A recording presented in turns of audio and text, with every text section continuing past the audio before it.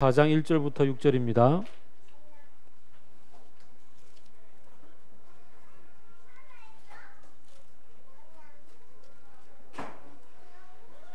에베소서 4장 1절부터 6절.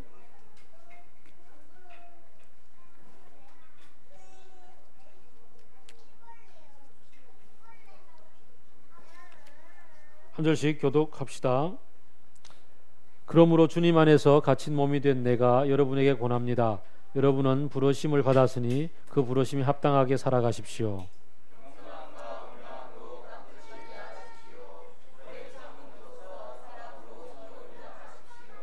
성령이 여러분을 평화의 띠로 묶어서 하나가 되게 해주신 것을 힘써 지키십시오.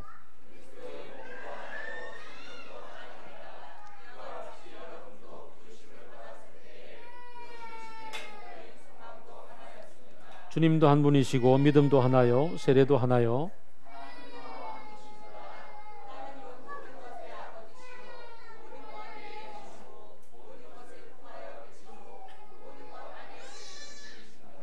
아멘.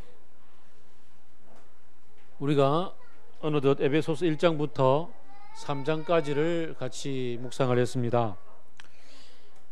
이제 4장부터는 3장까지 전체 얘기가 함께 어우러져서 마지막 그러므로 여러분은 이렇게 사십시오라는 새로운 장으로 이렇게 펼쳐지게 됩니다. 우리가 교향곡을 들어보면 교향곡이 사악장으로 되어 있죠. 대부분 전부 다 어쨌든 미완성 빼고 사악장에 들어가게 되면은 1악장부터 3악장까지의 주제곡들이 주제 음악들이 반복이 되잖아요. 그러면서 그 모든 것들이 합쳐져서 새로운 어떤 조화 속에서 어떤 마무리를 향해서 클라이막스를 향해서 올라갑니다.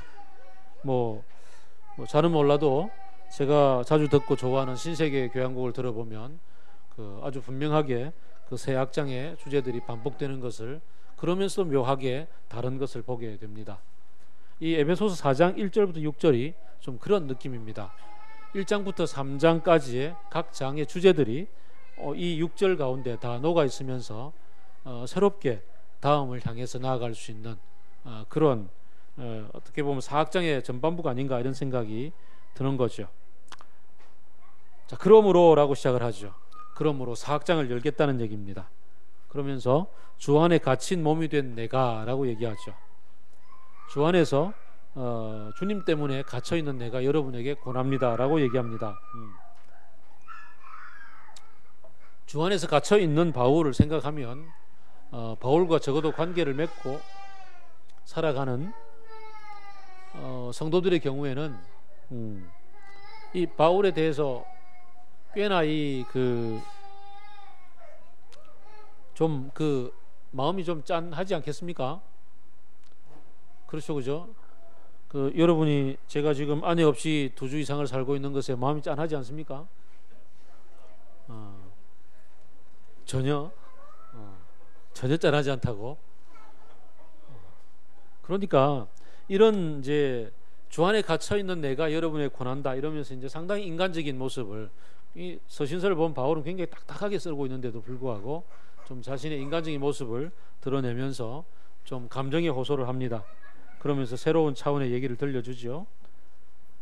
자, 그러므로 이제 내가 진짜 얘기하는데 여러분의 마음이 좀 울컥하면 제대로 부름을 받은 대로 살아야 합니다 라고 얘기하죠. 부름을 받았으니 부름이 합당한 대로 사십시오 라고 얘기를 하는데, 이 부름을 받았다라는 얘기가 뭔가, 이 부름을 받았다는 얘기가 1장에서 나왔죠. 2장 1절부터 10절에서 나오죠. 여러분이 전에는 이러했었는데 지금은 이러하다라고 2장에서 얘기가 대표적인 에베소서의 주제 본문인데 이것을 여기에서 부르심이라는 단어로서 요약을 합니다. 그래서 여러분의 그 부르심에 합당한 대로 사십시오 라고 얘기하면 좀 뭔가 뭘 얘기하는 거지 참 감이 잡히기가 힘들죠. 부르심이 뭔가, 사람들은 흔히 우리의 부르심 소명하면은 구체적인 어떤 직업을 생각하기가 쉽습니다. 그러나 에베소서의 부르심은 직업으로서의 부르심이 아니라 2장에서 1절을 보면 여러분이 전에는 죄와 허물 가운데 죽었던 사람이었는데 예수 그리스도로 말미암아서 지금 부름을 받아서 하나님의 새로운 가족이 된 거다라고 얘기하죠. 이게 부르심이라는 거죠. 에베소서에서의 특별히 부르심은 일반적으로 우리의 그리스도인의 부르심인 하나님의 백성으로서의 부르심입니다. 자, 이 얘기가 굉장히 딱딱하게 들릴 텐데 우리가 잘 알고 있는 얘기 한 구절을 떠올려 보면 쉬울 겁니다. 누가복음 15장에 보게 되면은 돌아온 탕자의 비유가 있잖아요. 아버지가 돌아가시기도 전에 벌써 작은 아들이 아버지의 유산 달라 그래서 유산 들고 멀리 가서 허랑방탕하게 다 써버렸던 그 아들의 얘기를 알고 있습니다. 그 아들이 재산 다 쓰고 나서 그러고 나서는 이제 야 어떡하냐, 이제 내가 빌어먹자니 참 어디 가서 빌어먹을 데도 없고 돼지를 치자니 참 그것도 참 이스라엘 백성으로서 참 할 일이 아니고 어떡하냐 고민하다가 아버지 집으로 돌아가자 그러고서 아버지 집으로 가기로 결심을 하잖아요. 근데 와 보니까 어때요? 아버지는 아들이 오기도 전부터 동구 밖에서 아들이 오기를 이제나 저제나 하고 기다리고 있는 거죠. 언제 올 건가 기다리면서 아들아 하고 이제 목 놓아 부르고 있는 거죠. 이 부르심인 거죠. 아들아 어서 오라고. 그렇게 부르는 아버지의 부름 앞에서 달려가서 한다름에 안겼던 그 아들에게 아버지는 아들이 했던 말이 뭔가요? 나는 이제 아들 자격도 없습니다. 나는 이제 종의 하나로서 써주십시오라고 얘기하는데 그게 무슨 소리냐? 네가 왜 아들이 아니란 말이냐? 너는 내 아들이다. 비록 참 집을 나가서 내가 잃어버린 것처럼 마음이 가슴 아팠지만 너는 그때도 내 아들, 지금도 내 아들, 언제나 내 아들이다. 그러면서 그 아버지의 그 반지를 빼앗아 아들에게 끼워주잖아요. 아버지의 반지를 끼워서 아들에게 끼워주는 것. 이게 바로 이게 부르심이죠. 아들로서의 지위를 회복시켜주는 거죠. 아마 여러분이 봤는지 모르지만 저는 여러 번 봤던 벤허라는 영화를 보면 그 벤허가 그 모함을 받아서 노예로 팔렸다가 그 전투선의 그 밑에서 막 이게 노젓고 있다가 배가 침몰하는 통에 구사일생으로 벗어났는데 보니까 그 배를 지휘하던 장군이 그 물에 빠져 죽게 됐잖아요. 그래서 그 장군을 자기가 건져서 그 뗏목에 태우고 이제 표류하다가 구출을 받았죠. 그리고 로마로 돌아갔는데 가보니까 이제 그 구출받았던 함대에서 하는 얘기가 장군은 아쉽게 이렇게 배에 떨어졌지만 우리가 이겼다고. 그래서 개선 장군이 되어서 로마로 돌아갈 때 그 장군이 이 나의 목숨을 살려준 베너를 데리고 옆에 탁 태우고 개선 행진을 하죠. 그리고는 자기의 반지를 빼서 탁 끼워주면서 너는 내 아들이다 그러잖아요. 그 내 아들을 되었던 그 반지, 그게 나중에 자기가 이스라엘로 돌아왔을 때, 그가 유대인이었죠. 이스라엘로 돌아왔을 때 그를 모함했던 메살라라는 자기 친구였던 그 로마의 군 장군의 앞에 가서 어떻게 얘기하죠? 네가 어떻게 살아도 너는 노예였는데라고 얘기할 때 반지를 딱 보여주면서 반지에 도장을 딱 찍어서 이렇게 보여주죠. 나 이런 사람이야 이렇게. 이 반지가 지니는 로마에서의 의미가 크다고요. 반지는 바로 가문의 영광, 가문의 소속을 얘기해주는 증명이죠. 지금 그런 얘기를 하는 거죠. 누가복음 15장에서 아버지가 아들에게 반지를 빼어서 이렇게 줍니다. 너는 내 아들이라는 거죠. 아들로서의 부름을 받았던 것. 요한복음에서 다시는 너희들을 고아와 같이 버려두지 않겠다고 예수님이 얘기를 하시죠. 사실 둘째 아들은 아버지를 떠나서 살면서 아버지 없는 사람, 고아로서의 삶을 살았더랬습니다. 그랬던 그가 자기 혼자 살았던 개척했던 모든 삶의 결과는 참 엉망이었고 무너진 삶이었었는데 그 삶을 돌이켜서, 이걸 이제 전문 용어로 하면 회개라 그러죠. 돌이켜서 아버지 집으로 가자. 이게 문학적 용어로 하면은 바람과 함께 사라지다 해서 그 타라로 가자라고 마지막에 그 스칼렛 오하라가 얘기했던 아버지 집으로 돌아가는 그 장면이잖아요. 아버지 집으로 돌아왔을 때 아버지가 자기를 회복시켜 줍니다. 이게 부르심입니다. 부르심은 아버지께로 돌아왔을 때 아버지의 가족으로 받아들여지고 아버지의 가족답게 사는 것을 부르심이라고 얘기합니다. 부르심이 합당한 삶이라는 것은 반지를 끼고서 아버지 아들답게 종이 아니라 아버지 아들답게 사는 것을 얘기합니다. 그런데 마침 그 집에 큰아들이 있었습니다. 큰아들은 아들이었건만 아버지 집에 살고 있었건만 아버지 집에 살면서도 종처럼 살고 있었단 말이죠. 아버지의 모든 재산이 자기의 것이었고 마음껏 뜨끈하게 누릴 수 있었고 친구를 마음껏 초대해서 그 잔치도 벌일 수 있었던 아들이었는데 그는 아버지의 눈치를 보면서 아버지 이거 써도 돼요? 이거 해도 돼요? 지지난주인가 우리 박 목사님이 설교를 하셨을 때 그 쇼생크 탈출 얘기했잖아요. 쇼생크 탈출에서 감옥에 그 수십 년을 살았던 그 죄수가 석방이 되고 나서 이제 슈퍼마켓에서 일을 하는데도 그냥 소변 보러 가면 될 사람이 주인한테 소변 보러 갔다 와도 될까요? 라고 묻지요. 그냥 가면 돼 라고 얘기해도 묻는단 말이죠. 큰아들의 삶이 그랬다고요. 자기가 모든 것을 누릴 수 있었음에도 불구하고 큰아들은 아버지 이거 써도 될까요? 아버지 제가 이거 쓰면 큰일 날까요? 이렇게 맨날 묻는 삶을 사는 거죠. 눈치가 보여서 못 쓰고 집에서 아버지 아들로서의 삶이었으나 아버지 아들이 아닌 종으로서의 삶을 살고 있었던 큰아들처럼 우리도 너무나 자주 그리스도인으로 부름을 받고서 아버지의 집에 돌아와서 아버지의 아들로서의 반지 끼고서 이제 살 수 있음에도 불구하고 아버지의 모든 것을 누리지 못하고 아버지 나라의 모든 부요함을 누리지 못하고 종처럼 살고 있을 때가 너무 많다는 얘기지요. 에베소서 1장 그 15절부터 시작되는 기도에서의 그 바울의 얘기가 바로 이 지점을 얘기해 주고 있습니다. 너희들의 눈이 열려서 아버지를 보게 하고 아버지를 알아차리게 하고 아버지가 부르시는 그 부르심의 그 위대하고 거대함이 얼마나 크고 풍성한지 또 이 3장에서 얘기해 그 높고 깊고 넓고 엄청난 그 너비와 깊이를 그 폭을 알아서 제대로 좀 누렸으면 좋겠다라고 얘기를 하지요. 작은 아들이 돌아왔을 때 아버지는 집으로 가서 모든 종들에게 얘기합니다. 잔치를 벌여야 된다. 죽었던 내 아들이 살아왔다. 부르심에 합당한 삶은 바로 이겁니다. 잔치에 동참해서 즐기고 누리는 삶입니다. 아버지의 아들답게 하나님의 나라를 누리는 삶이 바로 부르심에 합당한 삶이라는 것을 기억해 봅니다.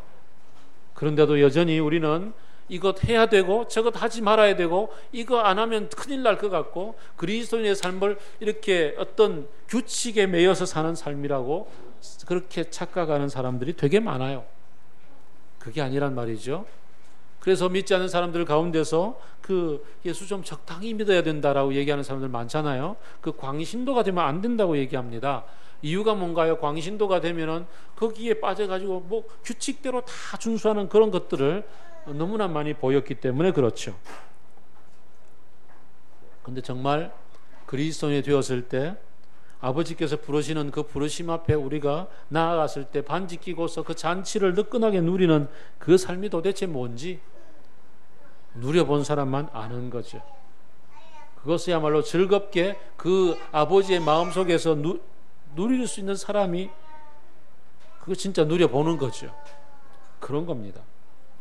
제대로 하나님의 나라를 마음껏 좀 누릴 수 있는 그리스도인, 그런 사람이 되면 좋겠습니다. 자, 그 부르심에 합당한 누림을 사는 삶, 여기서부터 우리는 출발을 하는데요. 두 번째 2절입니다. 겸손함과 온유함으로 깍듯이 대하시고 오래 참음으로 사랑으로 서로 용납하십시오 라고 얘기합니다. 도로 규칙이 나오네요. 아니 뭐 누리라 그래 놓고는 또 규칙을 주는 것 같아요. 이게 규칙인가? 이걸 한번 살펴보자고요. 종으로서의 삶은 어떤 거였습니까? 종으로서의 삶은 하라면 하는 대로 사는 삶이죠. 군대식 용어로 하면은 뭐 어떻게 하라면 하는 삶. 그 삶이 뭘까요? 그 삶은 주체성이 사라지는 거죠. 내가 누구인지를 잊어버리고 사는 거죠. 아버지가 나를 지었을 때, 아버지가 나를 아들로 삼았을 때 어떻게 살게 되는 것인지를 제대로 못 배우고 살았기 때문에 눈치 보는 삶이었습니다. 눈치 보는 삶 가운데서 내가 나다움이라는 것을 드러내며 살 수가 있을까요? 전혀 그렇지가 않은 거죠. 그 서머힐이라는 책을 우리 주은이가 읽는 통에 저도 같이 봤는데요. 서머힐, 영국에 있는 그 대안학교잖아요. 이 대안학교는 가면은 규칙이 없어요. 지 하고 싶은 대로 해요. 수업 들어가고 싶으면 들어가고 자고 싶으면 자고 그냥 먹고 싶으면 먹고 지 마음대로 하는 그런 학교인데요. 지 마음대로 사는 그 삶에서 아이들은 완전히 엉망이 될 것 같은데 그 속에서 뭔가 나름 자기의 주체성을 찾고 규칙을 찾고 함께 살아가더라는 거죠. 교사들을 철저히 도와주는 삶으로서 함께 주체가 되어서 토론하는 그런 삶을 살았다고 해요. 근데 이제 이 아이들이 바로 대학을 가느냐? 바로 대학은 못 가는 것 같아요. SAT인가? 세트 점수를 제대로 못 받아서 영국은 SAT 치나 안 치나 어쨌든 그런데 졸업을 하거나 그러고 나서 내가 대학을 가야겠다는 어떤 깨달음이 온대요. 그러고 나면 열심히 공부를 하는데 공부를 하면 성적이 잘 나온대요.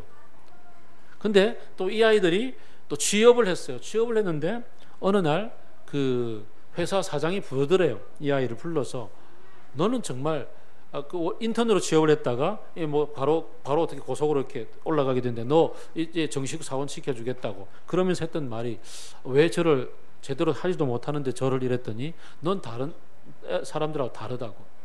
다른 사람들은 나를 대할 때 굉장히 눈치를 보고 굉장히 수동적으로 대한다고.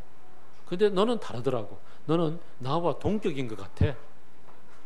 내가 비록 사장인데 사장인 나와 너는 거의 같이 이렇게 사람과 사람으로 대하는 이게 너무 마음에 들었다고 그렇게 얘기하는 인터뷰가 서머힐에 실려 있는 걸 보았습니다. 아버지 아들답게 사는 삶, 아버지 아들로서 하나님의 나라를 사는 이 부르심에 합당한 삶이라는 게 뭔가? 바로 그거죠.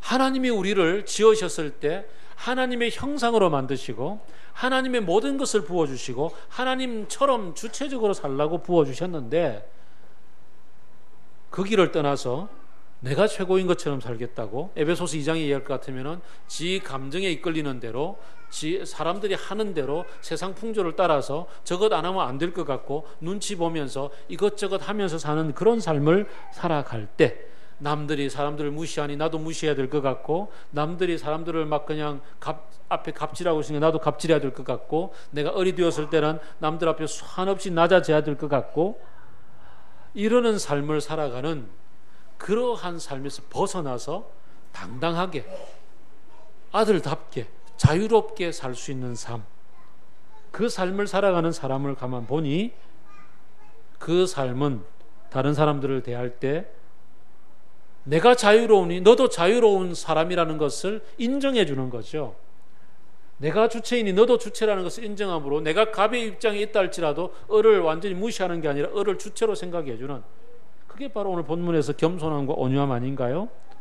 깍듯함이 아닌가요? 관계를 맺을 줄 안다는 거죠. 눈치 보는 사람은 제대로 관계를 못 맺어요. 그러나 하나님 나라의 백성답게 사는 사람, 부르심에 합당하게 사는 사람의 삶을 보면 제대로 온유하고 겸손하고 깍듯하고 하나님이 우리를 대하듯이 대할 수가 있게 되는 거죠. 하나님이 나를 그 노예 시절로부터 어떻게 벗어나게 하셔서 아들로의 삶을 살게 하셨는지를 알기 때문에 지금 눈치 보고 사는 사람, 지금 뭔가 쪼려서 살고 있는 사람, 지금 뭔가 제대로 사람답게 주체적이지 못한 사람을 대하더라도 오래 참으면서 그 사람이 제대로 사람답게 살 수 있도록 대해줄 줄 아는 거죠. 우리 주일마다 찾아오는 문 밖에 오시는 천사들을 만날 때마다 저는 깍듯하게 인사를 하고, 비록 같이 들어와서 밥 먹자 얘기하면 자기들이 잘 그렇게 못 먹어서 안 들어와서, 그래서 그 다른 어떤 교회들은 500원씩 주지만 저는 2,000원씩 드리고 그렇게 합니다만은 어쨌든 그래서 그냥 좀 같이 대하고 싶은 거죠. 같이 얘기를 나누고 싶은 거란 말이죠. 그게 규칙이 아닌 거죠. 너 온유해야만 해. 너 겸손해야만 해. 너는 깍듯해야만 해. 이게 아니란 말이죠. 그리스도인의 삶을 이렇게 노예적인 삶, 규칙으로서 대하게 될 때 얼마나 불편하겠어요? 근데 부르심이 합당한 삶은 아들답게 살기 때문에 자유롭게 하나님의 아들답게 사는 이 삶을 회복하다 보면 그게 자연스럽게 우러 나오는 거란 말이죠. 더 메시지에서는 이렇게 번역을 합니다. 겸손과 절제로 이 일을 행하는데 기분 내킬 때나 처음에만 하지 말고 꾸준히 행하십시오. 서로를 위한 사랑의 행위에 자신을 쏟아붓고 서로의 다름을 깊이 이해하고 서로 간에 벽이 있다면 허무십시오 라고 얘기를 합니다. 이제 바야흐로 3절로 갑니다. 여러분을 평화의 띠로 묶어서 하나가 되게 하신 것을 힘써 지키십시오. 우리가 그 하나가 되게 하는 것 참 중요하죠. 하나님께서 우리를 그 하나님의 백성으로서 부르시고 우리가 그 백성답게 하나님을 안에서 하나님의 백성으로서의 한 가족이 되었다는 것, 한 가족이 되었다는 것을 우리는 하나라고 얘기를 해볼 수가 있습니다. 하나 참 중요한데요. 이 하나가 되면 그 다음과 아주 중요한 직결되는 부분이 있는데 4절로 보게 되면은 부르심의 목표와 소망도 하나, 이게 지금부터 펼쳐질 얘기 속에 하나라는 얘기가 8번이나 총 나옵니다. 앞에 이 3절까지 합쳐서 8번, 4절부터 포함이 되면은 7번이 나오는데 그만큼 하나가 중요하다고 강조를 하는 거죠. 하나가 되게 하십시오라는 것을 굉장히 강조하는데 강조하는 이유가 4절에 적혀 있습니다. 부르심의 목표인 그 소망, 부르심의 목표인 그 소망을 위해서 하나가 되십시오라고 얘기합니다. 아들답게 사는 것이 무엇인지 자유롭게 서로를 품어주고 대하는 것이라고 얘기를 했었습니다. 그 다음 더 나아가서 우리를 부르시고 나서 하나님이 우리를 통해서 가지신 꿈이 뭐다라는 것을 우리는 1, 2, 3장을 통해서 배웠잖아요. 하나님이 가지신 꿈, 에베소서 1장 10절에서 얘기했습니다. 때가 되면 하늘에 있는 것과 땅에 있는 것과 땅 아래에 있는 것과 모든 것들, 보이는 것과 보이지 않는 모든 것을 그리스도 예수 안에서 그리스도 예수를 머리로 하여서 통일시키는 거라고 그랬습니다. 지금 찢어지고 나뉘어져 있는 것, 사대강이 저렇게 죽어가고 있고 사람들이 지욕심 때문에 수도 없이 자연을 파괴하고 있고 관계를 파괴하고 있고 수많은 질병들이 창궐하고 있고 그래서 사람들이 그 병마에 시달리며 고통당하고 있고 사람들의 억압 구조 속에서 수많은 사람들이 신음하고 있는 이런 모든 찢어지고 왜곡된 것들을 바로 잡아서 그리스도 예수 안에서 사랑과 정의와 공평이 이루어지는 그날을 소망하는 거죠. 자연의 질서도 이사야서의 생각으로 따르면은 사자굴에 어린이가 독사굴에 어린이가 손 넣고 장난쳐도 물지 않고 사자와 어린 양이 함께 뒹구는 그러한 이 통일되는 날을 소망을 하는 게 하나님의 꿈이란 말이죠. 이 꿈을 이루기 위해서 2장 3장을 걸쳐서 계속 얘기했던 게 뭔가요? 이 꿈을 이루는 전략이 뭐냐면은 이 땅에 예수 그리스도의 십자가 사역을 통해서 세워진 교회를 세우시고 교회가 바로 예수를 머리로 해서 한 몸을 이루고 한 몸 안에서 서로의 다름이 지체로서 함께 어우러지는 하모니를 펼쳐서 하나가 되는 것을 보는 것을 통해서 이 일을 이루어감으로 전 우주 만물이 통일되는 그것을 이루어가는 하나님의 꿈을 이루겠다라고 얘기를 하는 거죠. 이게 바로 우리 교회를 부르신 그 하나님의 이유란 말이죠. 우리 부르심의 목표가 그거라고요. 우리 부르심을 통해서 우리를 하나가 되게 하신 교회를 통해서 전 우주 만물에 찢어지고 나뉘어져 있는 불의와 불공평이 가득한 세계를 온전하게 사랑 가운데서 회복시키는 일을 이루겠다는 게 하나님의 꿈인데 이 꿈을 바라보고 이 꿈을 위해서 여러분은 하나가 되는 것을 힘써 행하십시오. 원래가 전부 하나였지 않습니까? 그리스도의 몸도 하나요, 성령도 한 분이시요, 여러분도 한 부르심 앞에 부름을 받았고 여러분의 주이신 그리스도도 한 분이시고 여러분이 믿는 믿음도 하나의 믿음이요 여러분이 받은 세례도 한 세례지 않습니까? 그리스도 예수의 이름으로 받는 세례. 더 나아가서 하나님이 한 분이십니다. 하나님은 모든 것을 있게 하신 그분입니다 라고 이야기를 하죠. 이 하나를 이루는 것을 우리는 지금까지 경험해 보지 못했죠. 다 찢어지고 나뉘어져 있었기 때문에 하나가 되어 본 적이 없습니다. 남편과 아내가 결혼식 때 이제 두 사람이 한 몸이 되었다, 검은 머리 팥불이 되도록 헤어지지 말자 얘기했으나 대부분의 가정에서 찢어지고 나뉘어지고 심지어 이혼하고 하게 되는 이유는 하나가 되지 못하기 때문에 그렇죠. 근데 이것을 우리는 예수 그리스도를 알기 이전에는 배워본 적이 없는 하나가 되지 못한 것을 그리스도 예수 안에서 막힌다며 허물어진 이 교회를 통하여서 배우게 되는 거죠. 배우게 되는 것. 오늘 아침에 그 교회로 오면서 차 안에서 주원이가 그런 얘기를 했습니다. 이제 저희 누나와 아내가 며칠이면 뒤면 돌아오겠다 이런 얘기 하다가 누나가 돌아온다는 얘기에 누나에 대해서 그 다른 집에 사는 사람 같지가 않다는 거죠. 그냥 우리 그냥 한 집의 식구인데 그냥 잠시 나갔다가 돌아오는 사람 같다고. 워낙에 자주 봐서도 그렇겠지만 교회 안에서도 보고 또 아마 여러분이 아시겠지만 우리 뭐 다른 집도 그런 집들이 있겠지만 저희 집에서의 그 시누이 올케 사이가 보통 사이가 아니잖아요. 이상하더라고요. 좀 시누이 올케 사이가 좀. 그래서 이런 하나가 됨, 시누이 올케가 분명히 이렇게 찢어지고 나뉘어지는 게 일반적인 모습인데 전혀 그렇지 않는 이 모습을 제가 이런 자랑을 했다고 나중에 아내가 돌아오면 분명히 좀 가르쳐 주세요. 이게 사실은 배워보지 못한 건데 그리스도 안에서의 사랑으로 말미암아서 배우다 보니까 이렇게 되는 거죠. 뿐이겠습니까? 이 맑은 물 교회에서 여러분들이 한 가정교회별로 모임을 하고 있는 것, 가정교회 안에서 서로가 하나가 되어가는 모습을 배우고 있는 것, 이게 보통 일이냐고요. 이 일을 통해서 하나가 되어가는 그 가운데 평화의 띠가 서로를 묶어지는 것을 경험하게 되고 이것이 자라서 여러분이 일상 속에서 이웃들을 만남 속에서도 이게 자연스럽게 인격으로 우러 나오는 거죠. 인격으로 드러나고 그 속에서 다른 사람을 대할 때 좀 다르게 대하게 되는 것. 뒤에 보게 된 빌레몬서라고 있지 않습니까? 빌레몬서에서의 그 오네시모가 그 종이었는데 이 빌레몬의 집에서 도망을 갔다가 예수 그리스도를 만났단 말이죠. 바울 통해서. 그래서 바울이 다시 돌려보내면서 이제는 종이 아니라 형제로 대하라고 얘기하죠.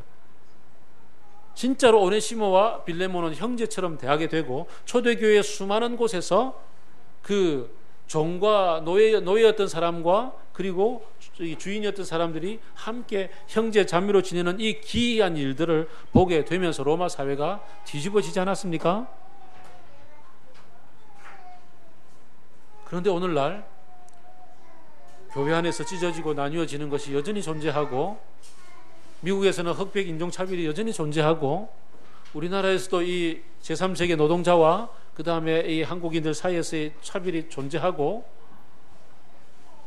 교회 안에서도 이렇게 존재하는 이유는 바울이 염려하고 바울이 지금 우리들에게 이렇게 간곡히 부탁하고 있는 것처럼 힘써 행하라 라는 부분이 있잖아요. 힘써 지키십시오 라는 얘기가 우리 속에 중요하다는 거죠. 왜냐하면 가만히 있으면 예전의 모습들이 떠올라서 예전의 모습이 더 좋아 보여서 나뉘어지는 것이 더 좋아 보이고 찢어놓고서 찢어진 채로 남을 지배하는 것이 너무나 좋아 보이기 때문에 그 길로 달려가는 것이 너무나 빠르기 때문에 성령 안에서 이것을 힘써 지키고 행해야 된다고 얘기를 합니다. 교회가 그 일을 해야 된다고요. 우리도 그렇잖아요. 몇 년 동안 같이 이제 12년 동안 지내보니까 많이 알 것 다 알게 되고 그 사람 그런 존재야라고 그렇게 생각하고 그냥 그렇게 돼버리는 것들이 있잖아요. 그렇게 돼버린단 말이죠. 그러면 안 되는 거잖아요. 그죠? 특히나 대학 시절부터 지내왔던 형제 자매들의 경우에는 그 시절 관계 맺음을 아이 아빠 엄마가 됐음에도 불구하고 뭐 좋은 점은 가지는 우정이가 좋겠지만 그때 그 특징을 지금도 그대로 가지고 와서 나쁜 모습을 그대로 나쁘다고 평가하는, 그렇게 되면 안 될 거란 말이죠. 연습해야죠. 새롭게 대해야죠. 새롭게 그리스도 안에서 장성한 분량만큼, 내가 존중받는 만큼, 내가 아들로서의 가락지를 끼고서 아버지 앞에서 존중받는 만큼 그도 또한 아버지 아들로서 대할 수 있는 그것을 연습함으로써 힘써 평화의 띠로 하나가 되는 것을 애써서 지켜나가는 그 가운데, 이것을 통해서 세상 사람들이 놀라서 뒤집어지는 일들을 보게 되는 거죠. 좀 초대교회가 보였던 모습처럼 우리도 좀 그랬으면 좋겠어요.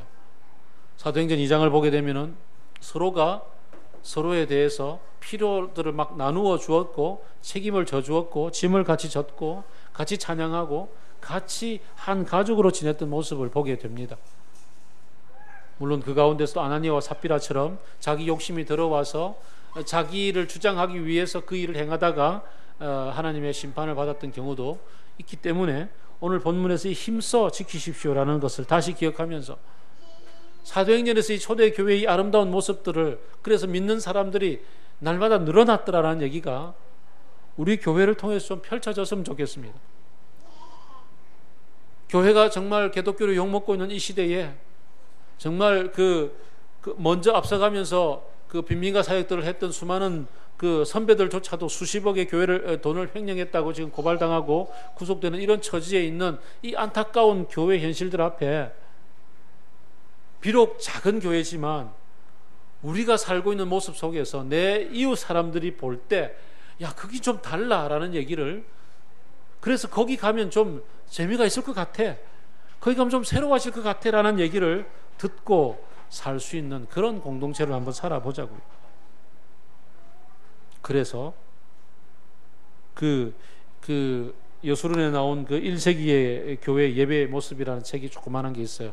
그 로버트 뱅스가 쓴 책이 있는데 1세기의 교회 예배 이렇게 드렸던 것 같아라고 얘기하는데, 우리 제자훈련에서 그 책을 읽고 나서, 그리고 나서 그날 그 다음 주인가 리더 모임을 하고 있는데, 목자 모임을 하는데 자매가 그랬어요. 우리 목자 모임이 진짜 1세기 말의 교회 이 예배를 드리는 모습하고 똑같다고, 정말 감동적이라고 얘기했던 것을 들었어요. 그런 얘기들이 좀 이렇게 소문이 나서 정말 이 땅에 빛으로 소금으로 살았으면 좋겠습니다. 오늘 본문에서 그리스도 안에서 갇힌 바울이 얘기를 합니다. 하나님의 원대한 꿈이, 세상 전체를 뒤바꾸고 새롭게 하실 그 꿈이 자그마한 이 교회의 생활로부터 출발한다는 사실을 보여주고 있습니다. 1세기의 조그마한 교회, 바울이 돌아다니면서 그렇게 개척했던 몇 안 되는 교회, 로마 세계 전체 속에서 진짜 0.01% 정도밖에 되지 않는 그 교회의 삶이 313년이 되어서 로마 세계 전체를 기독교로 바꾸어 버렸던 일들을 벌이게 되었던 것처럼, 오늘날에도 하나님의 놀라운 꿈이 맑은 물을 통해서, 맑은 물 교회를 통해서, 우리의 각자의 삶을 통해서 진짜 뒤집어지는 일들이 벌어지기를 소망해 본다고요. 이 소망을 위해서 하나가 되게 하라고, 하나가 되는 것을 힘써 지키라고 이야기를 합니다. 하나가 되기 위해서 우리는 용서와 용납을 배워야 합니다. 용서와 용납. 용서는 내게 잘못한 것을 툭 털어버리는 겁니다. 용납은 나와 다른 것을 다르다고 받아들이고, 모자라는 사람을 오늘 본문이 나온 것처럼 인내함으로 견디고 품어주는 것을 용납이라고 이야기합니다. 용서와 용납을 배울 때 우리는 하나가 됩니다. 다른 것을 너무나 많은 사람들은 다름이 아니라 너 틀렸어라고 얘기하는 이런 세계 속에서 다른 것을 그저 다르다고 얘기하고, 다름을 즐길 줄 아는 삶, 그것을 배우고 서로 용서해 나가는 삶 속에서, 사랑으로서 서로를 책임져 주는 삶 속에서 하나님의 하나가 되게 하심을 배우는 것, 하모니를 배워 나가는 것, 이게 세상 전체를 바꾸시는 하나님 나라의 꿈을 이루는 길이라는 것을 기억합시다. 자, 오늘 가정교회에서 이것 하나 실천해 봅시다. 그리고 이번 주 우리 추석 때 가족들을 만나지 않습니까? 가족들을 만났을 때 우리 교회에서 배웠던 이 사랑의 이 용납과 용서, 그리고 인격적 나눔을 배운 것을 가서 가족들과 한번 실천해 봅시다. 그러면서 하나님의 나라가 그 가운데 잔잔하게 펼쳐져 나가고 하나님의 꿈이 잔잔하게 이루어져 간다는 것을 우리가 소망해 봅시다. 이 꿈 가지고 살아갑시다. 우리가 결코 헛된 일에 투자하고 있지 않다는 것을 알고 주님 나라 속히 이루어 주옵소서. 우리 주기도문 오늘 배웠잖아요. 하나님의 나라가 이곳에서 펼쳐지게 하시고 하나님의 뜻이 이루어지게 하여 주옵소서. 기도하겠습니다.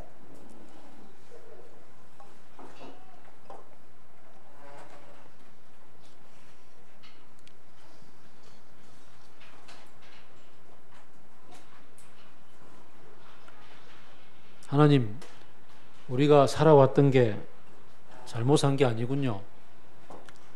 하나님, 우리가 함께 하나가 되는 놀라운 연습을 했던 것이 하나님 나라의 놀라운 꿈 가운데 있는 거군요. 라는 새로운 발견과 부르심의 이 부르심이 내가 어떠한 모습 가운데서 부름을 받았는지, 그리고 아들로서 부름을 받았을 때 하나님 나라의 부유함을 누리는 삶이라는 것, 의무가 아니고 규칙이 아니고 즐거이 행할 수 있는 것이라는 것을 기억하고 하나님 기쁘게 이 길을 가게 하여 주옵소서. 그렇게 함께 기도하겠습니다.